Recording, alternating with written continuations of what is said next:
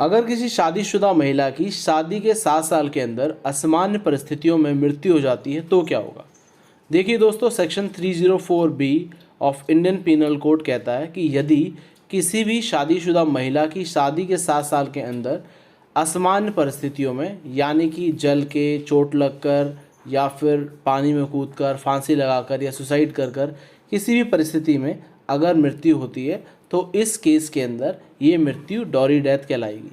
और dowry death के लिए जो पनिशमेंट मेंशन है वो कम से कम 7 साल और ज़्यादा से ज़्यादा उम्र कैद तक की मेंशन है।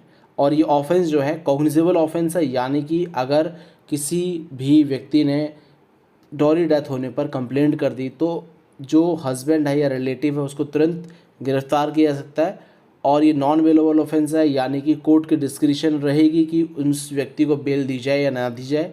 और तीसरा, ये नॉन कंपाउंडेबल ऑफेंस है कि अगर आप सेटलमेंट कर भी लेते हैं तो सेटलमेंट करने के बाद भी जो हाई कोर्ट है केवल वही इस मैटर को क्वैश कर सकती है, अदरवाइज़ नहीं। डॉरी डेथ का केस प्रूव करने के लिए 2 कंडीशन की फुलफिलमेंट बहुत ज़रूरी है। और ये 2 कंडीशन जो है वो ये हैं कि जो पहले जो मृत्यु है वो शादी के 7 साल के अंदर असामान्य परिस्थितियों में होनी चाहिए।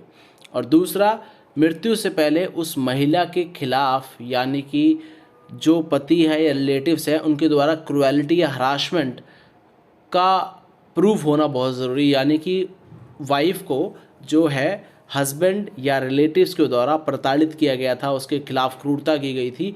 और ये क्रूरता जो है दहेज के संदर्भ में थी, यानी कि दहेज के लिए उस औरत को प्रताड़ित किया गया था, उसके खिलाफ क्रूरता की गई थी। अगर ये दोनों कंडीशन फुलफिल नहीं होती हैं तो डॉरी डेथ का केस नहीं बनता है।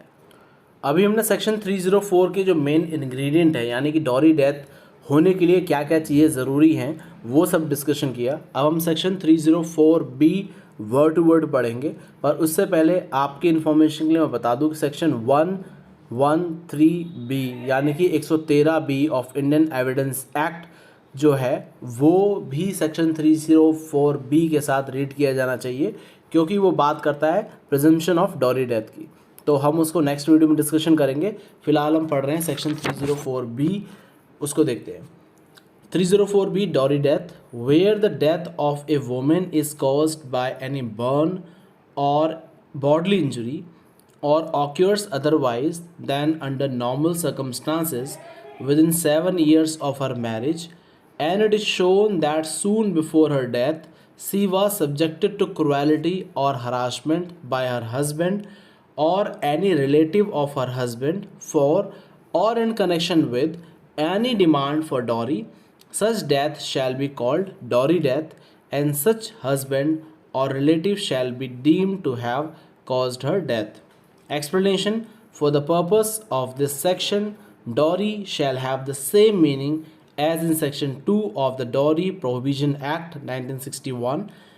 So whoever commits dowry death shall be punished with imprisonment for a term which shall not be less than 7 years, but which may extend to imprisonment for life. Classification of offense: the offense under this section is cognizable, non-bailable, non-compoundable and triable by court of session. तो दोस्तों, मुझे उम्मीद है कि section 304B of Indian penal code आपको बहुत अच्छे से क्लियर हो गया होगा। 304B जो डॉरी डेथ की बात करता है। अगर इससे जुड़े आपके कोई भी सवाल है तो आप मुझे कमेंट बॉक्स में मेंशन कर सकते हैं। पर जाते जाते मैं आपको एक चीज़ बता दूं कि ये जो सेक्शन 304B है इसको section 113B of Indian evidence act के साथ रीड किया जाना चाहिए, जो कि बात करता है प्रिजम्पशन ऑफ डॉरी डेथ, जिसके बारे में हम नेक्स्ट वीडियो के अंदर डिस्कशन करेंगे।